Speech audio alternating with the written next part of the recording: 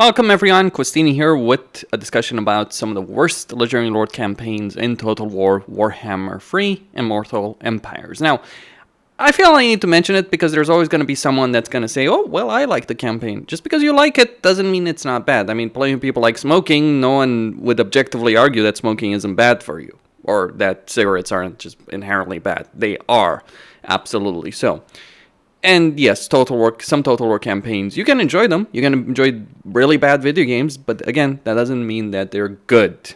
Now, here's the first one to talk about. Ungrim, Iron Fist, the Dwarves. The Dwarves are one of the worst races in the game because they're incredibly limited in terms of their playstyle, in terms of their campaign potential, in terms of, well, just about everything. You can overcome that, but even when you overcome it, it's generally not going to be a great experience in any Dwarven campaign. Grombrindal kind of gets away with it because of the benefits he can get in his army, but even with mods that fix some of the basic issues that Dwarves do have, it's still not really fun to play them. Maybe SFO or Radius could make the Dwarves far more interesting to play. But let's go over what the issues are, just very, very quickly. The Dwarves have flat out the worst growth in the game. Their basic structure gives them 5, then it gets to 7, all the way to 15. To give you an idea, Bretonnia has 80 at tier 3. Now, growth is very important because it gives you economic options, it gives you unit recruitment options, it gives you hero capacity options. Without growth, you will have a far more limited campaign just because you won't be able to build the structures. It is particularly bad for the dwarves because in order for the dwarves to really make use of their economy, they need to construct 3 different buildings. And that is the Trinket Market, the Refactory for the tradable resources, Gotrek and Felix as well. And then, of course, the Trading Depot, which gives them tradable resources benefits and income from old buildings. So dwarves do have scalability, but you need 3 different buildings to really get the most out of it. And that, by the way, also interferes with their unit recruitment, because, for instance, you might want to, in theory at least, get a lot of armories to be able to get that local recruitment capacity of +1 and get runesmiths. You might also want a bunch of different unit recruitment options. So when you have low growth and you have a bunch of buildings that are required to optimize your economy, you end up with far more limited choices in your campaign. Again, there are mods that do fix these issues. Now, another problem with the dwarves is the fact that even if they had more recruitment slots, even if they didn't require 3 different economic buildings, even if they had good casualty replenishment, even if their research tree wasn't a bloated mess as it is, even if they got a good amount of money from post-battle loot, even if their grudges were not a complete miserable system to play, even if all of that was not a problem and their Fane Lords and Rune Lords had special skill lines, you can understand how many issues the dwarves have as a race when I'm just listing all of those. And that's not even the biggest problem. They're just boring, literally boring, because the best dwarven playstyle, the most inherently, the vastly superior army to any other option, make a bunch of quarrelers, make 2, 3, 4 grudge throwers in every army, eventually replace them with cannons, or cannons and organ guns, and that's it. That's all the army. That's the entire army you're going to use in every dwarven campaign for every dwarf legendary lord. There's nothing better. Flat out, it is the best army you can make. It's the best value. You know what races are good? Those that have a variety of choices in their campaigns that are just as good as others. It depends on the legendary lord. Like some good legendary lords give you various choices. Some great races have many legendary lords with very different playstyles. Like, for instance, High Elves. Tyrion is all about archers and spearmen. Alfarian is all about his unique units. Alariel is about sisters and treekin. Alif and Arab is about shadow walkers. Imric is about dragons and dragon princes. That's what makes a good race. Or the Chaos Dwarves, or the Greenskins. Or even, yes, funnily enough, you can even think about the Empire to an extent, which is also a really bad race. Let's not even talk about Warriors of Chaos. That is what makes dwarves bad. But what makes Ungrim bad? You might as well not be playing a legendary lord. You might as well just be playing random schmuck on the middle of the map for all the good Ungrim gives you. What does he give you? Faction effects. 75% construction cost reduction for Slayer buildings, which is irrelevant, especially because you can get Slayers through the grudges, which you certainly will. And 50% recruitment cost for Slayers. That does make them cheaper, and that is important early on. And then 10% speed infantry for units. The speed is the only benefit that's actually worth a crap. Now, if he had the 50% recruitment cost, if he had the 50% upkeep cost for Slayers, because being able to recruit a unit cheap, and I wish Creative Assembly understood this, being able to recruit a unit cheap is not as fucking important as being able to maintain it for cheap. That is something they miss with a lot of races. With Kislev, with Empire, and yes, with the Dwarves. Now, furthermore, Ungrim is really bad even if you confederate them. Okay, he's a good duelist. Big whoop-de-doo, really. But his journey's end, I'm not sure if it's even fixed at this point. It might have been. I don't know. I think it might have been fixed. But he gets a minus 25% upkeep for Slayers, melee attack for Slayers, and an ability that's been bugged for the longest fucking time possible. And then he also gets a skill line that's just like, oh, choose your variant of a skill for melee combat ability. Get 15% casualty replenishments for Slayers in his army, which he will freaking need because dwarves have crappy replenishment and Slayers take a lot of damage. You know how to make Slayers useful? Give them physical resistance. That's how you make Slayers useful. There's a mod that literally does that literally adds that to the Slayer Shrine of Karakhodrin. Just to give you an idea, quite a lot of these issues can be improved by mods. But you still have no reason to use anything but Quarrelers and Grudge Throwers. So effectively, like Ungrim is just a better melee combatant with a decent enough Slayer bonus for his army, and that's it. Not for his faction, not for his race, not for anything like that. For his army, and you'll still do better with an army of Quarrelers and Grudge Throwers. I don't need to say anything more. Dwarves are crap. Ungrim has no special faction effects that are worth it.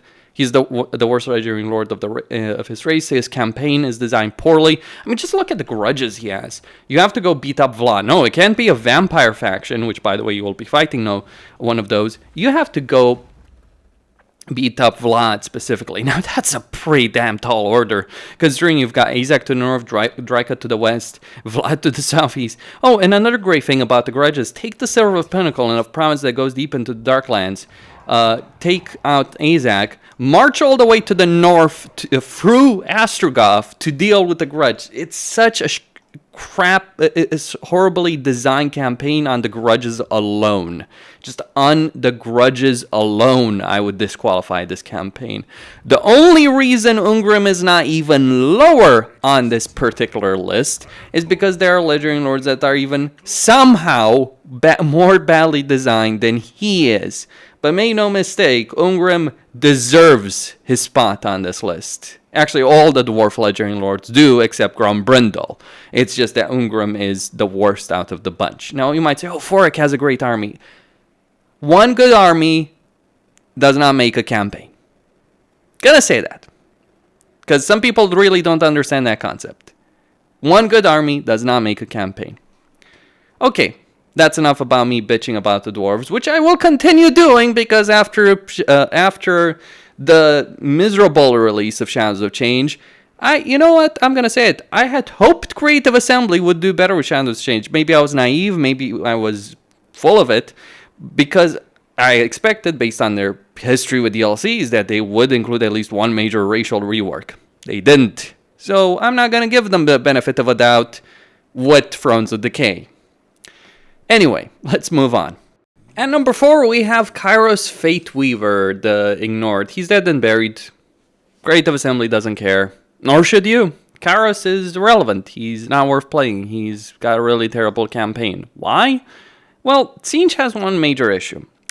And this issue has been fixed for the Changeling, but not for Kairos. This is how little of a damn Creative Assembly gives about its consumer base.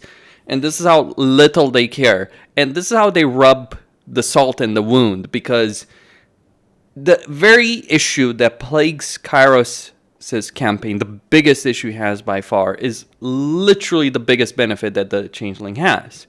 What is that issue?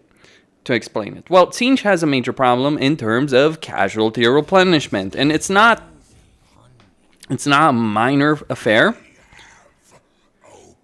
Because let's say I fight this battle, right? Now, I take some damage over here. It's not much, well, except the Furies, but whatever, they're crap. But the problem is, replenishing that damage is going to be an enormous challenge. And even here, like if we just occupy the settlement, just to show you here, it might as well be non-existent for the units. Now, the reason this happens, I believe it's because of the barriers that units have and how that factors in. Now, the way the Changeling solves this issue is that the very first reach search he has gives him 10% casualty replenishment. Now, keep in mind, even with that, you're still going to have an issue.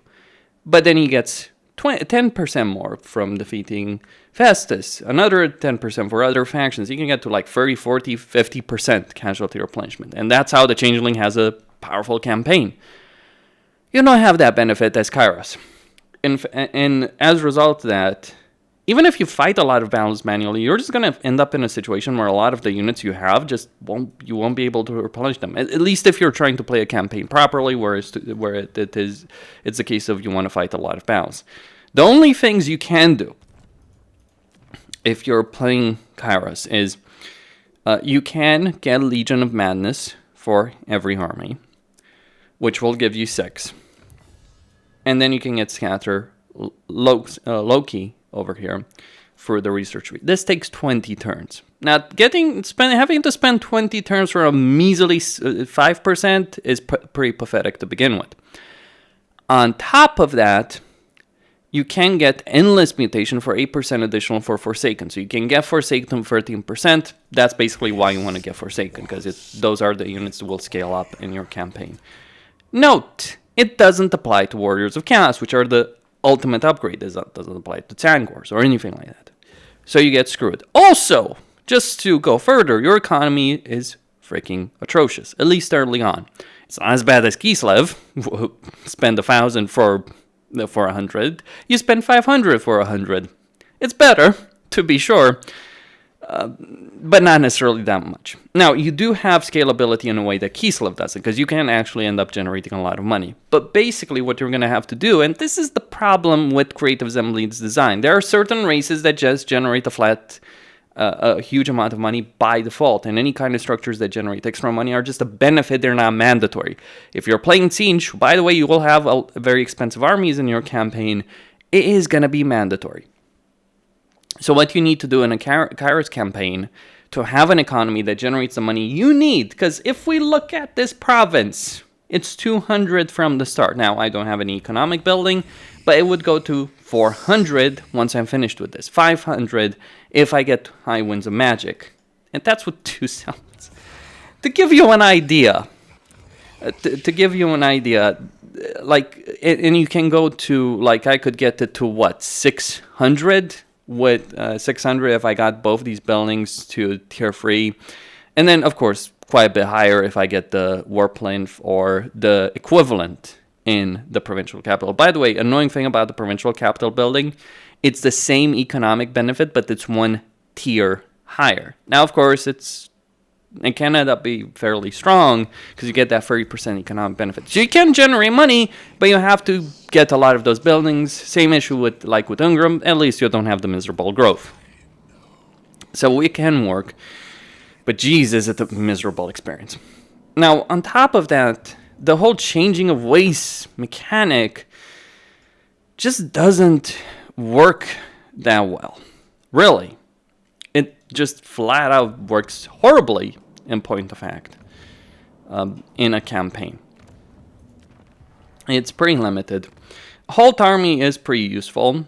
Halt faction would have been even better. But still, like, some of these can be nice, except the cost of grimoires, like let's say I want to transfer settlements, 380. You can get to changing of ways that cost 3,000 later on in campaign. Now again, if you're playing a Changeling, not a problem, because the buildings that generate grimoires are the same buildings you need for his supplies. Not so much for Kairos, so you end up fairly limited even in that respect. Oh, but he's a brilliant magic user. Woo, hooray! We can get 1 good army with Kairos. Just with Kairos, keep in mind that. I've stated this before, I'll state it again. 1 good army does not make a campaign. This is not Warhammer 2. I wish people would stop treating like Warhammer 2 or Warhammer 1 or Shogun 2, or having one really good army after significantly. Creative Assembly and thank God they did it, have adopted a model where it's all about large armies, large empires. I understand a lot of people don't like that. I don't much care, really, what people think about it. I think it's a good change. It's what they should do. It's how a Total War should be. It's a Total War game. It's not like... it's not Grimgor and Chumps following him. It's Grimgor and the Beastois following him. And that's one, like just as an example. So having a lot of armies, having campaign scalability is important, but you have Legendary Lords like Kairos who are still stuck in that mentality. And a lot of the Legendary Lords of the initial batch in Warhammer 3 are still stuck in that mentality, including fan favorite Skarbrand. I'm not including him in this list, even though I honestly I could include all the demons, with the exception of Nakari. That's just to give you an idea about how I feel about the demonic faction. No, but Skarbrand's fun. Okay. Fair enough. Nakari can be fun. I'll tell you that much. And Nakari can be scalable. Not that the campaign is great. But all the demonic campaigns are bad. But it's just like Kairos is just like... It's on a different level of bad. Now, the only demonic race that is worse is the Demon Prince himself. But as far as I'm concerned, the Demon Prince doesn't even exist anymore in this game. So I'm not including him on this list because he is pretty freaking bad and terrible. And I think he should be ignored. Like, if there was a mod that just literally removed that faction, I would recommend always playing that mod. Kairos is not quite that bad, but it's still a pretty awful experience to deal with. I mean, also, another thing to mention about Kairos, like, look at his starting position. This is not a fun experience. We've got Teclis in the north, you've got Axiosel to the west. The Slaaneshi faction here, fun fact, the Slaaneshi faction here might have a garrison strong enough in their initial settlement capital here that they might genuinely wipe out your army when you throw it against them. And you don't want to take it out because they have marble, they have a province with 4 settlements, which you want because of the income modifier you do have for the Warmth. You want like these kind of provinces to really make the economy work, except that you have to deal with garrison of 14 units, including a full stack of units. Enjoy that battle, while also battling Teclis, who is a high elf. Like, Teclis might be a pathetic legendary lord in the context of the high elves, but he's still a high elf legendary lord that you will have to deal with. And Axiato, yeah, that's an issue. Fun fact, you know who's the guy who might get Lord Croak out of the Lizardmen when controlled by the AI? It's not Gorok, you might think. Gorok should have him, right? No, it's Axiato. Have fun with that. That's all I'm going to say. Have fun with that experience in the campaign. Now, I think it depends on the levels, and whoever gets to the level that's required for quest battle fastest is the one that's going to get them. That's why I believe. Could be wrong on that, but I've seen Lord Croak and Axiatl. That's nightmare level issues right there. It's not because it's hard. It's because it's like bashing your head against a brick wall level of frustration when you're playing Kairos. Very limited campaign, bad mechanics, bad design, and they did not change a single fucking thing about it, except the changing of ways. Like, it's like people asking, hey, can you improve Kairos, and Creative Assembly slapping us across the face. That's it. And saying, there's your change, enjoy it. And if you don't enjoy it, we'll shut down support for a game, because that's literally what Creative Assembly has more or less stated, which added the change as the DLC. And number 3 is Emperor Karl Franz. I think it is a sorry state of affairs that the most iconic character in the games, at the very least, because he was in the first trailer of the game, he was in the first gameplay reveal of the game, and he is really the major character of the Total War Warhammer series. He is the character, the defining character of the Warhammer Fantasy series, and he's one of the most popular and important characters in the lore as well. Him and Sigmar, like, they're the faces, if you will, of Warhammer Fantasy in a lot of ways. Because, yeah, Galmaraz, the Warhammer, that's the iconic Warhammer Fantasy image. And Creative Assembly has not handled the Empire very well. My working theory on the subject, and not just mine, is that Creative Assembly probably doesn't put as much effort to improving the Empire as they do with other races, because the Empire is the most heavily modded race in the entire game. So they're probably thinking, well, people are going to play with mods anyway, let's just let them use those. The problem is mods do have hard limits on what they can do in terms of interesting mechanics. And like, I'm not sure if a mod could have added something like the resource system of the Chaos Dwarfs. There are limits, and there's of course limits with the small team of modders working on something as opposed to 20 plus people working on DLC that there currently are in Warhammer 3. But still, what are the issues of the Empire? What are the issues of Karl Franz in particular? Well, the Empire in itself, if it wasn't for certain campaign mechanics, unique campaign mechanics that all of the Legendary Lords would actually be in a decent kind of state. Their mean economic building does not have those kind of modifiers, does not require a lot of structures. Yes, you do have the roads, but that's 2 structures at most. And you don't necessarily need the roads because it's only 4% income from buildings. But you can get to up to 500 income through the Tailor's Guild. That's decent enough. They can also trade, they can produce trade resources, their trade buildings also produce some income. Okay. Decent enough. The roster, pretty solid enough. Some really good cavalry, some good artillery choices, but locked behind tier 3, tier 4, and tier 5, which makes it annoying. But overall, I would say it's a mediocre race, right? It's not top tier, but it can get the job done. The Lord's Heroes, they fall in that mediocre category, but that would be in isolation. What makes the Empire particularly bad is the unique campaign mechanics all the campaigns have, be it the Books of Nagash for Volkmar, the Hostility Meter for Marcus Wolfhard, or the Imperial Authority that Karl Franz has to deal with. See, Imperial Authority, when it was added, it kind of worked, even then it had its issues, but it kind of worked because the AI was, believe it or not, despite community perspective on this, it was actually a lot more passive, even on Legendary. And I say this as someone who started playing Warhammer 2 again recently. And I've noticed how the AI behaves. Oh, it was very aggressive towards you, but not towards each other. This matters in the context of electric counts because it's very easy for electric counts to be wiped out in Warhammer 3. Like Hochland will be wiped out, Ostermark will be wiped out, Stirland will be wiped out because we got the big boy changeling over here. So you have 3 of the electric counts that are going to be very, very easily wiped out. 2 of them certainly will be wiped out. A third almost certainly will be wiped out. And it's not like the others are in a great position, like Midland.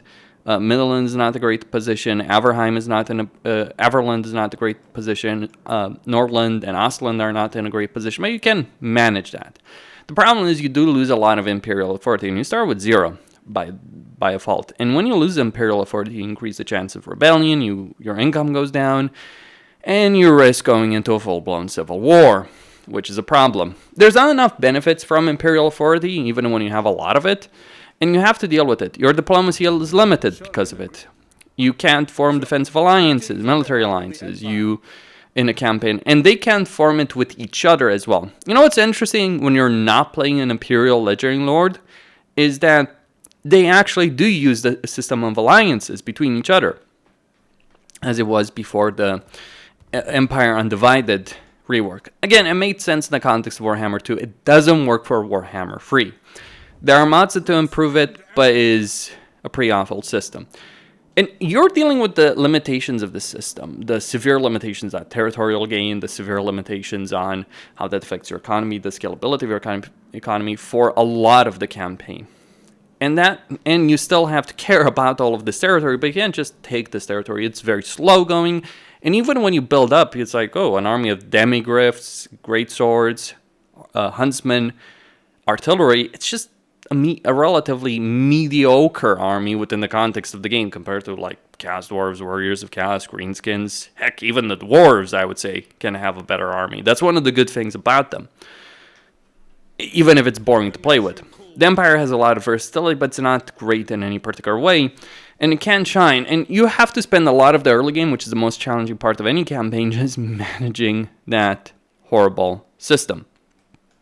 When you do manage it, it does become better, but you've pretty much beaten the campaign by that point. Sure, an Imperial campaign can be a lot of fun if you can get all the unique troops, if you can get all of the items, all of the benefits, but it's gonna take you that entire campaign to do it. Like, essentially, you're playing a campaign that only starts really after turn like 60, 70.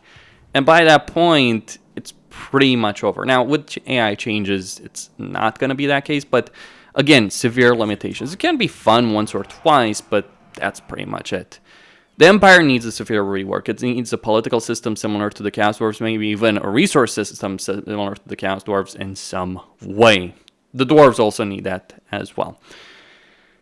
And Karl Franz needs to have mechanics, like he needs to get benefits from having high Imperial authority. All the Imperial Legendary Lords need to be reworked, like Hostility for Marcus, Books for Volkmar, Imperial authority for Gelt and Karl Franz. Hell, Gelt is a better choice. If you want to play a campaign in the Empire, play Gelt, because you can take the mountains that surround the Empire, right? And that's actually a pretty big deal and a pretty big benefit in his campaign as opposed to Karl Franz. And it's kind of sad because you look at the faction effects Karl Franz has, like the Lord Recruit rank, the campaign movement range, his skill line. Many of them are actually fairly solid. It's just like the Empire is not in a solid state. The unique campaign mechanic of Imperial Authority is not in a solid state. And you abuse it. Actually, the best way to play this campaign is not even to give a shit about the rest of the Empire. It's just to go take up territory of Wizenland, like Wizenburg preferably, sell it to Gelt on that turn, get the event where you can force it to give him back infinite Imperial Authority. That's the best way to play the campaign. Do that for 30 turns straight. You'll have enough Imperial Authority to confederate everyone far faster than you would otherwise. That's also what's broken in the game. When the best and most optimal way to play the campaign is to abuse the system as opposed to doing what the developers intended you to do, then you know a campaign is utterly broken in a lot of significant ways. Some mods do improve it. Another issue is like the lords and the regular lords, with exception like the Huntsman General. But generals in Empire are not really great. Yes, I know they can get a good mount option with Imperial Griffins, but like they have no special skill line. Like Creative Assembly has put a lot of love, care, and effort in a lot of different races to make them more unique, to add depth to them. In particular, Skaven. We all know Creative Assembly are big fanboys of the Skaven. But they've put a lot of love and care in the Lords, Heroes units of other races. They have not done the same thing for the Empire. They hopefully will with Thrones of Decay, though I wouldn't hold my breath, considering what we've seen from them recently. Hopefully the recent controversy, and this is why people shouldn't defend them, is they might put in a lot more effort given the recent controversy. Even if you don't agree with the particular controversy, putting pressure on the developer to deliver a better job is never a wrong idea, I might add. So yeah, Karl Franz is not really a great campaign. It's pretty tragic and farcical that they recommend this campaign for beginners, when this is the kind of campaign that can be difficult to manage even as a veteran player. And the payoff is, it's not, my problem with it, the reason it's on this list is not because of how difficult it is. It's because the payoff of all of that is not really good, and the systems are not great or fun. Like, there are some harsh campaigns out there that are incredibly fun to play. Karl Franz is not on that list. And number 2, and to be quite honest, I'm surprised he didn't even win the number 1 spot according to the poll, but it is Greasus Goldtooth. The issues with Greasus are many. For him personally, I would say, like, as a lord, as a faction, the only major issue he actually has is the fact that he's not worth a damn in battle because he's sitting on this cart and he's not able to do anything. You can get a mod that allows him to sit up, and he's actually quite good in battle then, but yeah, there's a lot of issues because of that. Now, outside that, you might think Greasus is pretty decent. He can get more camps, for instance, in his campaign because of the ability of his special skill line, like the best camping. He has casualty replenishment. He has armor. So he's actually in a fairly decent enough spot. Like, he gets that 25% income from trade tariffs and crucially that 25% unit mass, which is quite important for ogres, being large guys that do rely heavily on mass because of their ogre charge ability. But the ogres are a fairly broken race, inherently. The problem is their regular settlements are incredibly limited in terms of everything. Like, their income is pathetic, like 50 for 250. That's pretty bad. And the units they can recruit are also incredibly limited. Like, Iron Guts and Gorgers are decent enough units, but they're not going to be enough to win a campaign. Also, they're far more expensive than you'll be able to afford, because your economy as the Ogres is pretty damn limited. Oh, but what about the camps? Well, you can't get that many camps for a very, very long time. Like, looking at the skill tree, it would take 20 turns just to get 2 through the skill line. Almost 40 to get 3. And to get 4, you need 55 turns. 5 with Greasus, and then you get Sky Titan Plateau if you get camps to tier 5. The problem is camps are incredibly vulnerable. Like, if they were Black Ark Corsairs, which you can move them around and even attack with, and their lords have skill lines and all that, that would be different, and would, by the way, make sense in the Ogre context. And, by the way, Greasus and Greasus should start with a camp attached to his army. That would make the Ogres a lot better if their camps were attached to their armies, and if the research was increased, or if all of their armies worked like that. They do not work like that. So if it's either Greasus or Scrag, it's still a pretty bad proposition. But the issues of the Ogres aside, why is Greasus on this list as opposed to Scrag? I mean, Greasus does get better faction effects than Scrag, that's for certain. And he gets that extra camp. Well, Scrag can work just because he can roll over the Empire. You can go into an Empire and roll over them quite literally with Ogres he has. Whereas Greasus' situation is a heck of a lot more complicated than that. You've got Gorse to the south who can hard counter your entire army. Hell, even Kugav could probably hard counter your entire army. You've got Drazov who can roll over you. You have Grimgor to the far north who will roll over you in your campaign. I'm not quite sure how I would go about defeating Grimgor in a campaign if he is in such a position where he's steamrolling the north, because he does that on a lot of campaigns, and you end up dealing with him with a lot of armies, and you're incredibly limited in the armies that you're having. You've got a lot of foes on all sides. You're not particularly liked by anyone. You don't have the diplomatic potential that other factions have. You don't have the economic potential. You don't even have the unit potential either. You know, it's also kind of farcical that the Ogres and their regular settlements don't have good growth either. So it can take a long time to even build this up to like tier 3 settlements, which, as you might imagine, that is a problem. Also, the camps can take a long time to build up. Certain Ogre contracts, which, by the way, the contract system is also pretty awful. The missions, many of them are not worth it. The only ones that are the ones that give you a lot of camp growth. If you can get such a contract, if you're lucky with RNG, it might be a bit more bearable, but you have a very limited number of camps in the campaign, and the camps are the ones that you really need for your economy to work. So it ends up overall a pretty awful experience to contend with. Limited armies, limitations in units, limitations in camp, limitations on the economic scale, and you're surrounded by enemies on all sides. You might be friends with Xiao Ming, or he might just decide to devour you for lunch himself, as opposed to the other way around. So you just end up surrounded, effectively, dealing with a multitude of issues for which you don't have any really good solutions. This campaign is a genuine exercise in frustration in a significant number of ways. Also, it's just not great to have like tier 1 Ogre Bulls, tier 2 variants of Ogre Bulls, tier 3 Iron Guts, which you can't afford unless we're talking about Greasus himself, who gets an upkeep benefit. So it's like the units you're really going to be using throughout most of your early game campaign is like just variants of the same damn unit, because nothing else is. Noblars are just not worth it. They're a waste of money. They're cheap, but genuine waste of money. You want armies of Ogre Bulls because they are the ones that are going to win battles for you in your campaign. It's kind of a really sad state of affairs what has happened to the Ogres, because we expect a heck of a lot better, especially because the Ogre units they introduced were pretty damn sweet in Warhammer 2. They still are as mercenaries, which the Ogre should be, but right now it's like the Ogres are just not worth playing. The potential, the sad part is like the Ogres could be a lot of fun if we could actually, use the various units they have here. The reason they're showing up as lords, I have a mod that allows me for skirmish battles to use units as lords, so I don't have to bring a lord testing purposes. But you look at the unit roster, and there's a lot of very fun things available there that you will almost never actually use in an ogre campaign. One, because you can't afford it to begin with, like a Stormhorn, Snowhorn of Morn. Yeah, that's just not going to happen during the campaign. Or Stonehorn in general.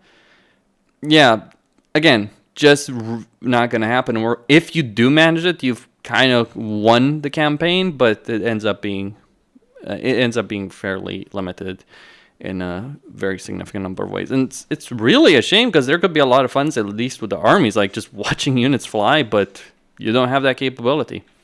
And that's the problem right there.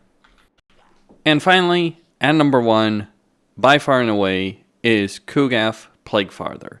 Now, his campaign is brutal from the moment you start it. The lizardmen you start a war with are capable of giving you a decent enough fight. In fact, quite a few people complain about how brutal those lizardmen were. And then once you deal with those, you end up having to deal with Gorst, who is one of the most powerful lizard lords in the game. He has a significant benefit to zombies. He's not really that fun to play, but he certainly is quite powerful. And if you manage to overcome that, as I have here, you've got Emmerich waiting for you, you've got Drazov potentially waiting for you, Xiao Ming, Greasus, Grimgor. Jesus, God Almighty, have mercy on our souls if we have to deal with Grimgor in this campaign. When we're talking about Nurgle, within the context of Warhammer, be it Warhammer Fantasy or Warhammer 40k, you know what I imagine when I think about Nurgle? As someone who doesn't play tabletop, and my experience with Warhammer has been, things I've read in the books, as well as the video games. When I think of Nurgle, I think like a tide of death and destruction. It may move slowly, but when it arrives, it hits you like, well, a nuclear weapon, which is appropriate considering all of what the plagues should be doing for Nurgle, not necessarily what they are actually doing. I also want to give some comparisons to some other Warhammer games, like in Dawn of War 2. Nurgle is, or a great unclean one, Ulker, is a major foe to deal with. That's the kind of demon that takes a significant amount of punishment. You're literally dropping orbital bombardments that can scour a planet of life, and he's just tanking them like a champ. He is incredibly potent, or Plague Marines to deal with. Then you've got Battlefleet Gothic Armada 1 and 2. I remember dealing with the Nurgle special ship in Gothic Armada 1, the Terminus Est. It was a nightmare because, again, Nurgle might be slow, but the way it should work is that when he hits you, and it hurts. Like with Gothic Armada, it was the terrifying aspect that if the Nurgle ships caught up to you, that was GG. You were going to lose there because of all the damage the plagues would do. So you kind of had to try and run away. Which didn't work as well as you might think trying to run away from Nurgle. So there was a huge amount of power, and more recently we got a shooter in Warhammer 40k. Fantasy has obviously been far more limited in terms of its video game offerings, but like when I think about the recent shooter, and you think about the Great Unclean One in that one, which spawns an infinite number of Nurglings, which by the way is what Kugaf is all about, because that's what he is. That's a very different discussion. Like, it's facing such a level of threat that you're going up against a juggernaut of death and destruction, and that's what Nurgle should be. The problem is that's exactly what Nurgle isn't in Warhammer 3. The units that Nurgle has, the Nurglings, the Plague Bearers, all that, they are pretty weak and pathetic. In fact, you could get 10 armor for Nurglings, but I'm like, I don't even want to bother wasting my research time on that. Because Nurglings, yeah, they can be, I guess, decent enough to mass in large numbers, and cheap enough, or rather cheap enough to mass in large numbers, but they're not really good in battle regardless of what you do with them. Even for Kugaf, who gets a significant recruitment cost benefit for them, it's just not really worth the effort to use Nurglings. And the demonic units of Nurgle are a huge disappointment.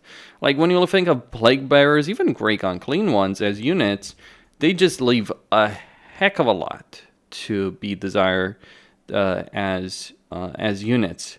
They're just way too vulnerable, way too slow, don't do enough damage. That's the problem, by the way. It's the issue that you're slow, but even when you catch up to an enemy, you're not really doing the significant number of damage that you should. That was fixed with the Champions of Chaos DLC for the mortal units. The demon units of Nurgle are still pretty pathetic. The mortal units do embody what I imagine Nurgle should be about, like Marauders, Warriors, Chosen.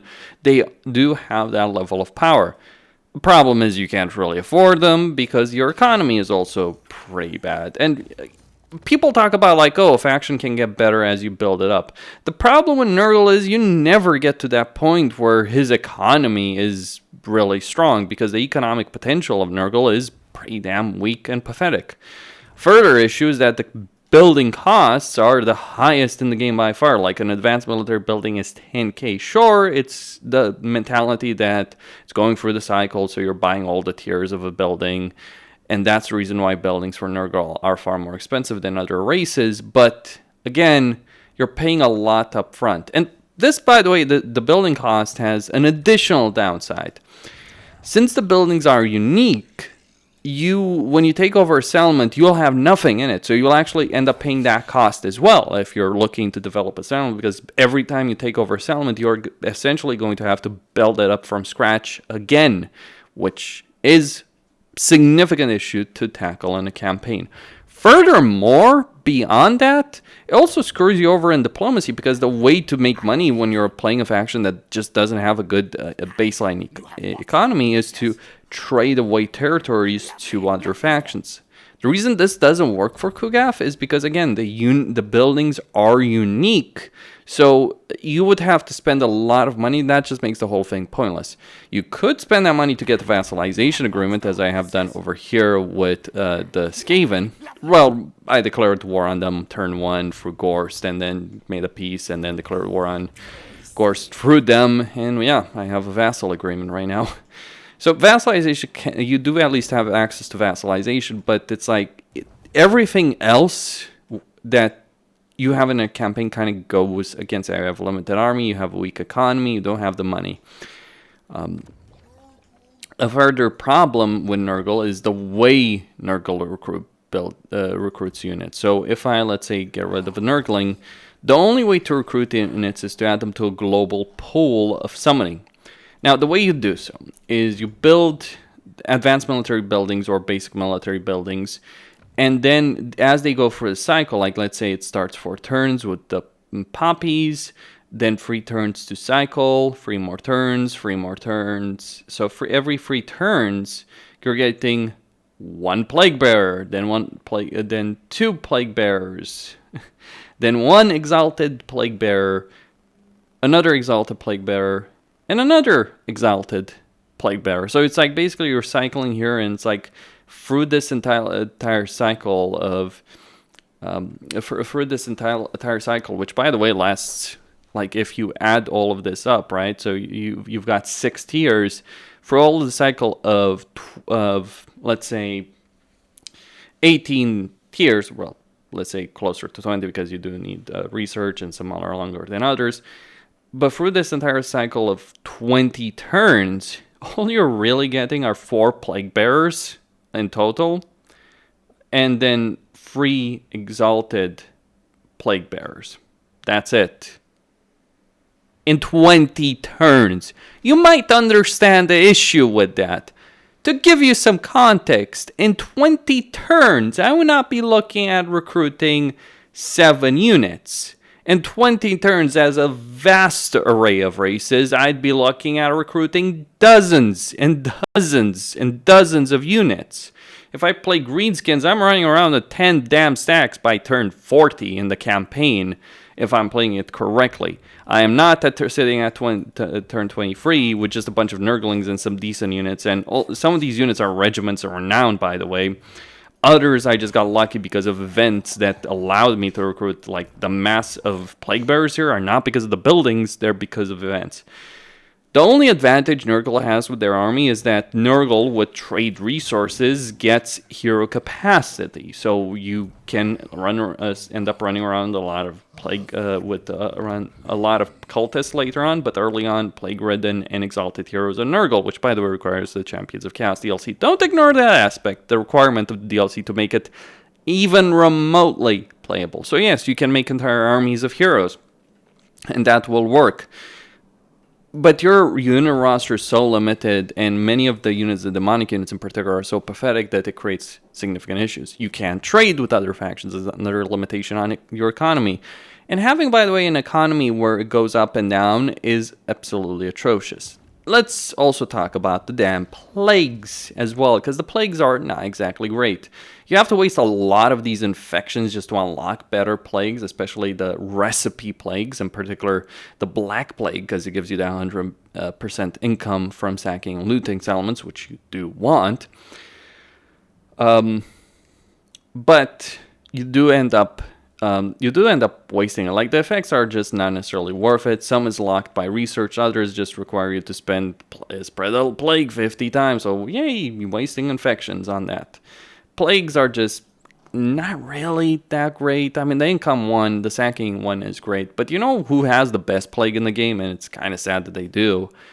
The Skaven. That isn't a joke, I might add, because you see a Skaven plague in action is brutal. It is devastating. Nurgle plagues, the vast majority of them, when you're dealing against, when you're dealing with Nurgle plagues in a campaign, yeah, the effect might be annoying, but it's certainly never, like, I've never encountered a Nurgle plague that was brutally devastating. I have encountered a Skaven plague, the basic Skaven plague, is brutally devastating. So they don't even have the best plagues. Now, of course, this Skaven plague can blow up in your face, which, yeah, Skaven.